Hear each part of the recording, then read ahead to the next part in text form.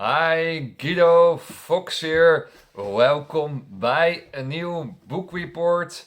I read for you this book nearly 260. No, what I say? Yes, 260 pages.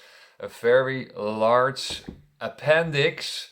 But the real pages are 260, nearly 260 pages of information about the Theosophical Society. It was raised at 1873 um, um, from Blavatsky, Helena Blavatsky, and women this time. That's very unusual that a woman is starting up a spiritual community. But yeah, very interesting to read this amazing, wonderful book about spiritual awakening, spiritual growth, and about some insights from her side. I start with being a little bit critical because I am a follower from the Bhagwan, from Osho, and I feel his frequency, I feel his peace, I feel his glowing face, his charisma, his wisdom, and his inner awakenings. And Blavatsky, if I see the pictures and this align with the Krishnamurti spiritual approach of more the rational side of spirituality. And it's always balanced, right? Rationality and inner awakenings and sensitivity and emotional feelings. It's always balance here, but she is not enlightened. And that is the same as Hawkins' PhD with his levels of consciousness. He's also not enlightened. There is no any ecstatic inner feelings by this women, by Krishnamurti, and by Hawkins' PhD. I have to be very critical here. There is a low charismatic vibe around her. She didn't mention in this whole book anything about the ecstaticness of the seven centers. Osho mentioned it. Um, Osho mentioned it so much. There was something on my mobile phone. Osho mentioned it so many times, the ecstaticness of the seven chakras, of the seven wheels inside, after so many years of meditation, after so many times going inside, you can feel your inner awakenings. She didn't mention anything in this book about that. So she could be a pre-phase and pre-stage for enlightenment. So it is very good to read it, but see it as a pre-attitude vibe, rational approach towards deeper stages of enlightenment. So she didn't mention everything about chakra awakenings. And Yogananda, a new teacher I follow, he also constantly talks about that. That is your real and real inner awakenings. That is your real transformation. That is your reaching your full human development, if you can hold that, if you can hold your inner line. your inner line in your body mechanism. So that's the critical point here about the Theosophical society. There's a lot of knowledge, but not really the core knowledge you want to read and you want to feel also in the text of the person who wrote the book. So, little bit disappointed start of this book report, right? But I will go further. I will tell you the most interesting parts of this book. Theosophical stands for wisdom. Theosophical is a wisdom religion, and only for the people who are going further than the normal religion, that your normal priest on the Sunday morning.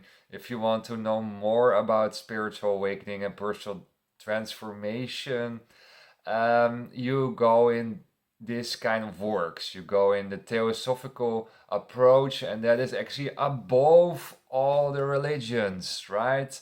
I mentions it all the time. Religion is for the crowd, is for the normal people who believe in standards and rules. And dividing, right? The most religions are dividing. My religion is the best, and your religion is bad. So you get always dividing. So people needs simple rules. You're following this, and then 40 beautiful women are waiting for you in heaven. You're not going to hell. You're not going to dark places after your life, but you become part of heaven if you are behaving yourself well in this earth and this moment. So that's a little bit the standard religion approach. Yeah? So you have different religions, but mostly they're quite fixed and fixation of their own religion, and there's nearly no crossovers. So humanity is simple. The crowd is moving nowhere. The crowd is unintelligent, so we have to make easy rules to follow, and then they become part of the matrix, the prison of the matrix, the prison of the matrix of the religions. And this book, the theosophical approach, is above the religion, so they are actually only for people who are further in their life, who are further in their development, who wants to know more about personal developments, and who are really are initiators and insiders. Initiators and insiders are people who are ready for enlightenment, whose souls are growing so hard on earth. They have love abundance stages. They are social, so high in their energy. And they speaking well. They had their career perspectives, their career goals. They had their families. They had their sexual experience. They read some books, and then they come to a point when they want to grow further in life. They saw the society problems and the big discussions in society, and then they want to grow further. So always these stages, right?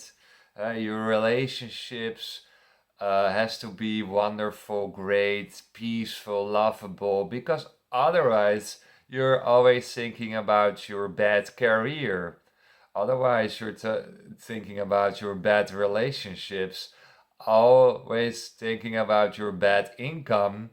And if you're constantly thinking about your normal bad life coaching issues, what's not going to be solved in your life, then you're never gonna search deeper, right? So that's also what I teach my clients so much is first the basic life coach problems. First your social skills, your networking skills, your love skills, your dating skills. Your has to be completely okay with your sexual life, completely okay with your love life, your intimacy life, completely okay with your career life, with your colleagues, with your career goals. You have to be completely okay with everything in your life before you grow towards above religion visions, above religions books, right? So first your life, then a little bit society, what's going on there, your surroundings, then you go probably to a religion, and then you don't find it. You don't find the source there. You stay in darkness, and your religion, your Sunday morning affair, will be a social meeting place, a social meeting place to share your feelings. It will be a little bit a therapeutical group with maybe some dance and some band and some music, and you sing a little bit, and that is your first religion search. The therapeutical sessions and the music and the bands, but it is not really fulfilling in your life. It's not really wow, great, that's amazing, right? But that's also your discovering stage to find that out, to find different religions. Find out what is fitting by you and what is not fitting by you. Grow through that stage of religions, normal religions. And if you go the stages of normal religions and you read the Bible, you read the stories, and you think this is not what is grabbing my attention for a long, long time, then you move further to the Theosophical Society, to the Krishnamurtis maybe, to the Eckhart Tolles on this world, also a not awakened soul. Then you find deeper and deeper and deeper, and then you come to last stages, and that is you meet an enlightened person, you meet an awaked person, you meet an Jesus, you meet an Osho, you meet an Buddha, you meet an Thich Nhat Hanh, you meet persons who are awaked, who feel the inner course, who has the light fields, who has some attraction, and then you have the power to step over your ego to go to this master, to read about this master, to be confronted by this master, to be mirrored by this master. Your ego doesn't like this. Your ego is afraid. Your ego is still part of the matrix prison, full of condemning, full of fearness, full of fearness to give yourself over to a high consciousness field. Someone who can unwavering your mask, your society pretending mask to the outside world, your pretending mask, your ego walls, your destructiveness. So in the last stages in your religion personal process, the ego will be resisting Your ego will be resisting, but your ego has to be dissolved. Very, very interesting, but also very tensioned in your situation. So your ego is resisting, and your ego stays in that dancing, churching, praying, fanatic church or other religion house where you are. You sing a little bit, you talk a little bit with your neighbors. It's a social group, but your ego never and never has to be checked and controlled and dissolved and mirrored by a real mirroring master, a mirroring coach, a mirroring spiritual coach. So that's the last stages. The last stages to go together with your master, with your spiritual master inside, and discover this spiritual process, this spiritual awakening grow. When you grow to a human God. Plato was saying this on page 124. Plato, the biggest philosopher on earth, said it here too. You can become a human God. Human consciousness is feeling inside, is streaming inside. Is streaming inside your body and in your blood streams, in your energy chakra lines. Your human consciousness is streaming as hell. So Plato said you have to give your powerful fire inside, fire in your soul, fire in your godly consciousness. You have to have full attention to go inside, fully intention to feel the wheels of power in your inner body. The last stages from the dancing and the singing and the so-called social therapeutical group work in your religions to the more deeper forms, only for the initiators and the insiders, only for the people who are further in their life, who are going to all the phases. We're going to all the phases in life. They are ready for enlightenment. Like the essence of Judea, the special spiritual groups, later, after the normal Christianity, there were special spiritual groups for the special people, for the small 0.0.0.02% of the population whose souls are ready for enlightenment. The essence of Judea. The essence of Judea. Very interesting group. Also the crucifixions, the Kruisenvaders in Dutch, the Rozenkruisers. All those special small spiritual groups are for people who are ready for enlightenment, who are ready for new stages in life.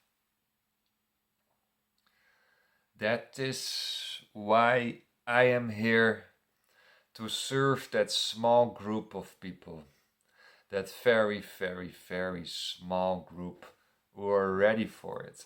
The rest can stay in that normal religions, in the normal rules, the normal group dynamics, the normal therapeutic Sunday morning social dancing tours.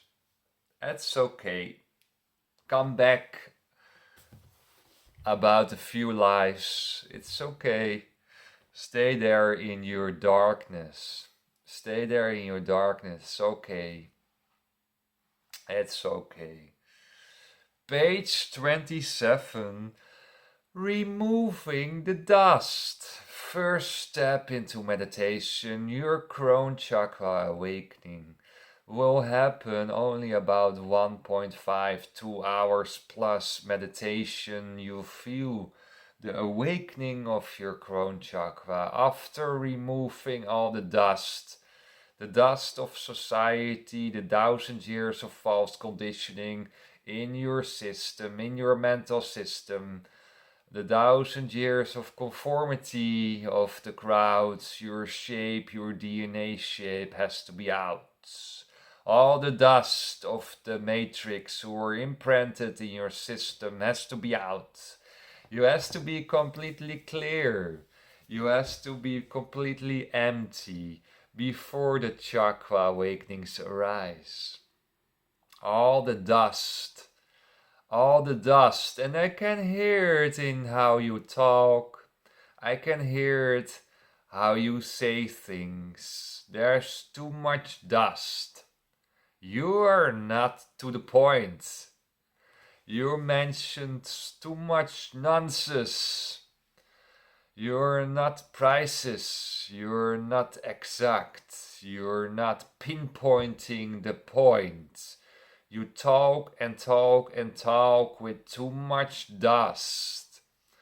Too much dust in your system. Too much toxic patterns in your system. You're not clear. You're not shaped. Your diamond is not shaped. Removing the dust. Removing the dust in your system. And the awakenings will come. Your spiritual intuition is rising. Your power is rising. Your intuition is so high. I can feel where it goes. I can feel where it goes with your life. I can feel if there's something happening. I can see about 100, 200 meters on the other way of the road if there is some dangerous situation, if there are low consciousness fields. I can feel if there comes a client in a week or 2 weeks. I can feel if I get some phone call from an advertiser. My intuition is so unbelievable high. I can feel the emotions of people at a distance. It can protect me. I can say it can save my life. I can feel what is going on in the inner system, in their inner feelings of a person. I can step in a conversation or not. I can see the hidden agendas of people. I can feel people if they showing destructive patterns, what can end in destructive behavior towards me. So if you can see the patterns already in an early stage, you can save your own life. You can save your own soul. You can save your own mental energy. You can go with the people who are on your same level. It's difficult by me, but you can save your mental energy for the right things. So your high spiritual energy will be a power for further enlightenment, because you have to save the energy for inside development. If you're too much in the outside world, if you're too much by your toxic friends, by your toxic family, by your toxic whatever people or your colleagues of the matrix, you never reach higher realms of society. So one is cleaning the dust, removing the dust with a long meditation hours. Long meditation, and your dust will be removing. Your spiritual intuition will grow too. Your spiritual intuition will grow, and your spiritual intuition can protect you against evil powers, destructive powers who likes your energy. They're stealing your energy, the energy stealings with destructive patterns, with dark energies. They steal your energy. They using negative attention seeking behavior. They create drama to get your attention. They cannot do it on a positive way, so they search for negative attention seeking behavior to steal your energy, and you have to protect yourself against them.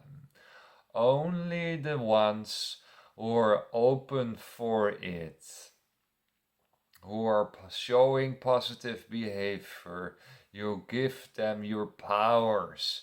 Because if you're higher in your spiritual field, if you're higher in your calibration levels, if you're higher in your meditation, you will be blessed as hell.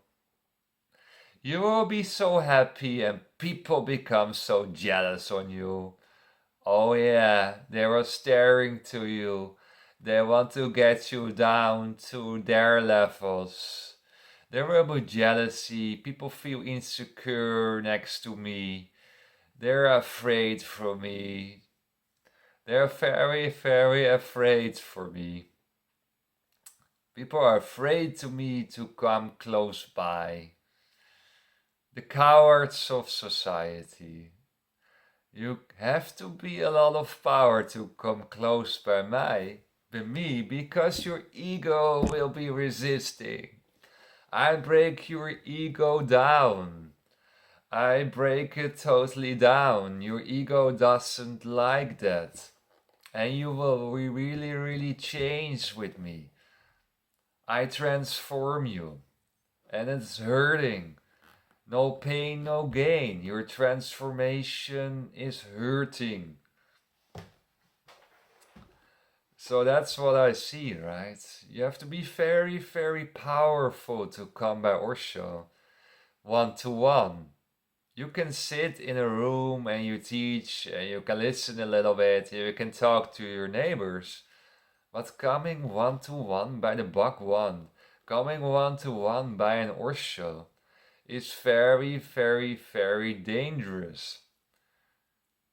It's very dangerous for your development. It's very dangerous for your soul. Your ego doesn't like that.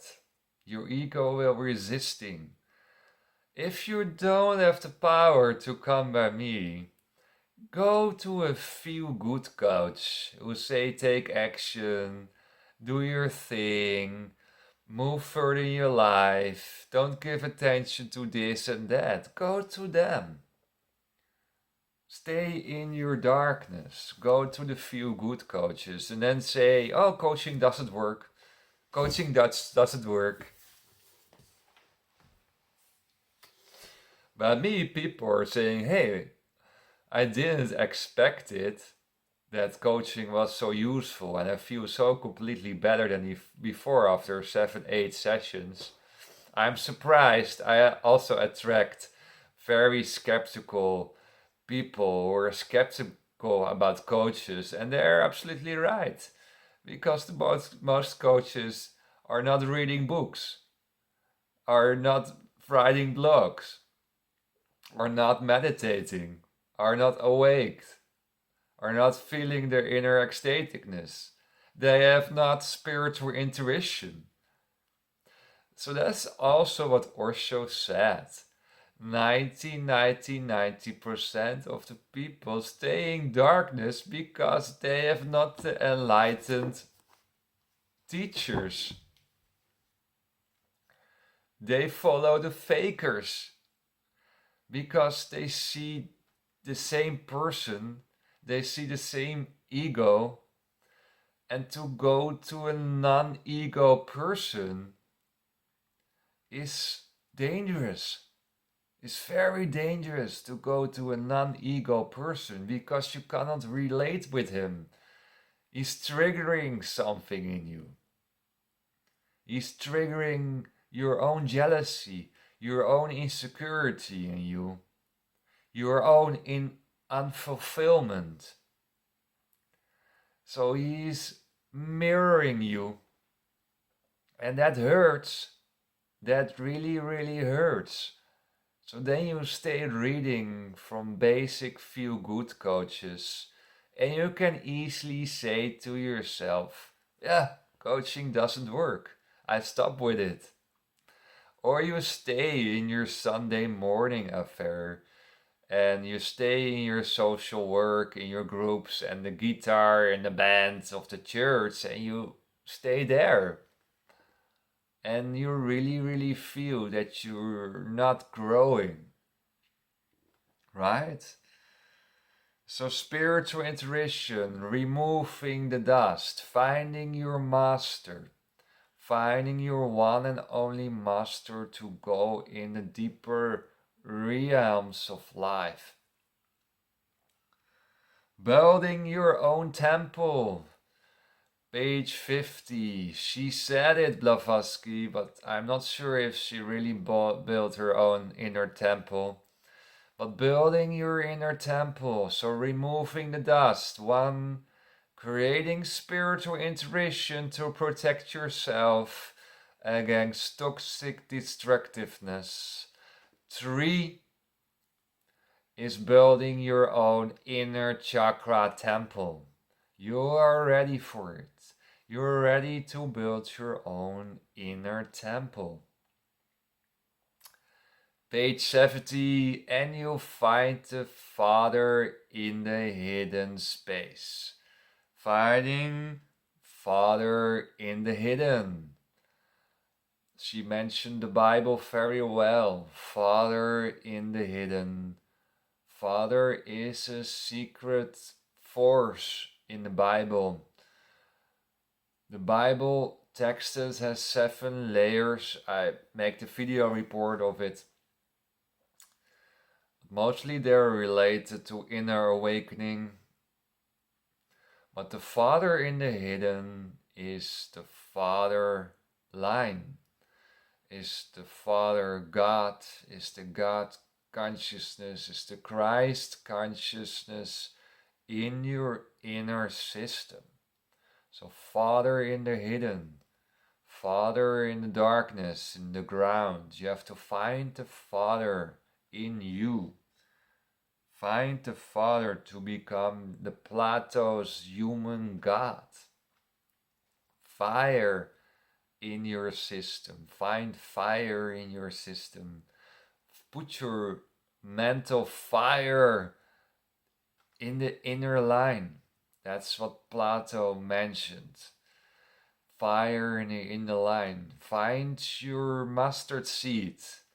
Find your Father in the hidden. Find your master seed. And you will be extremely ecstatic loaded. I mentioned already a little bit about jealousy and insecurity, and the master confronts you with this ego outcomes. But, and that's what she said is very right on page 251, is self-confidence. Creating self-confidence. Self-confidence is so important for your spiritual growth. Without self-confidence, there is no power. You have to know who you are. You have to know your strong points, your weaknesses, where you come from, where you want to go in your life. You really, really, really want a mirroring coach who brings you there. So you really, really need to know who you are. And if you know who you are, you create self-confidence. And self-confidence is your power. Self-confidence is your fuel towards enlightenment. So many people are insecure. I think 90% of the Matrix people are insecure. The Matrix makes you also insecure because you need to have your education, you need to have money to show off, you need to have a biggest car to get some attention from women. Your parents are pressuring you to prestate on school, in your work, your pressures from your surroundings. So also the matrix is debit. Also the matrix is influencing the insecurity that you always wants to work harder to get somewhere. So um, we understand that the matrix is a very challenging competition market. You're an employee and you have to be in a competition area. So also the society and the matrix is creating ego, and it's creating ego, and if it's creating ego, it's creating self insecurity. So the matrix is also influencing the self insecurity. What's paradoxical in enlightenment? Enlightenment is fully self secure, fully self secure, fully have self confidence. Your self confidence is your fuel, A, for enlightenment. You nearly see self confidence people, or they showing off, they're compensating, or you see they're really insecure.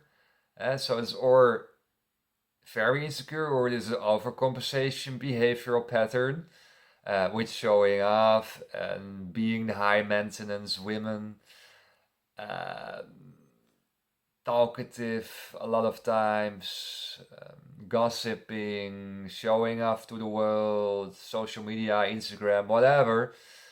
So overcompensating your insecurity, but you see nearly not calm and relaxed, self-confidential persons. That's very special. So that's also the first step, I think, to create self-confidence. And if you create self-confidence, that's your fuel towards growth. That's your fuel towards enlightenment. A. B, if you're very self secure, you don't have to downplay your surroundings because you're very insecure. You want to drag your surroundings down to your own calibration level. So you're constantly thinking, oh, who's better than me? I put his behavioral patterns down. I'm better than this guy in this and that. And you're constantly in the comparison mood, and you're constantly um, searching for external validation from the matrix. So you're constantly searching for attention, you're constantly searching for approval, you're constantly searching for compliments in the outside world. So you're constantly dealing with the outside world. And if you're dealing with the outside world constantly because you're self insecure, you are not inside. You are not there. You're not inside your system because you're constantly in your outside world and watching in the mirrors if you look good or not looking good. You're constantly asking for validation, for attention. Maybe you're a woman and you wants to have plenty attention from guys who are reaching out to you on your Instagram or in your WhatsApp or whatever. But outbalanced attention seeking is from. Outbalanced attention seeking is from. Outbalanced. So then you're constantly with the outside world if you're insecure. And if you're becoming secure, you're going more and more inside. So that's the reason why I am hitting on self-security, self-confidence as a powerful step for your personal growth, to become more create more self-confidence in your system, in your mental system. And if your consciousness grow, if your self-confidence grow, your inner flower grows, your ecstaticness grows, and then you grow further towards the highest consciousness people in the world, that was Buddha, Jesus, and Osho. So then you grow to that kind of leaders. But this is good for the first steps, right? To work on yourself, self-confidence approach towards life. I really, really thank you for watching this video, and I wish you a wonderful day. Bye bye.